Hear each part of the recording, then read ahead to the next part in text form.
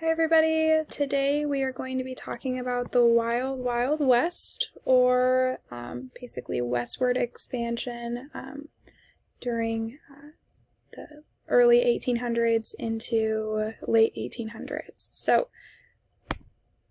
first on our agenda is Manifest Destiny. There was opportunity in the West. Yes, there was. Immigrants and Americans together thought that it was their God-given right to make America from coast to coast. So everybody pretty much up and left what they were doing in urban cities and things and tried to find their means of life towards the West.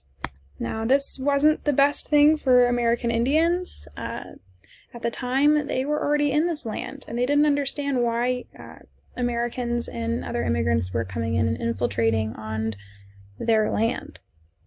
But there were many developments of the West, such as the Transcontinental Railroad. That was pretty much the connector from one side of the country to the next, or to the other. And it was a very big deal back then. So pretty much that's exactly what we would be discussing, talking about westward expansion and talking about the opportunities, Manifest Destiny, and all sorts of it.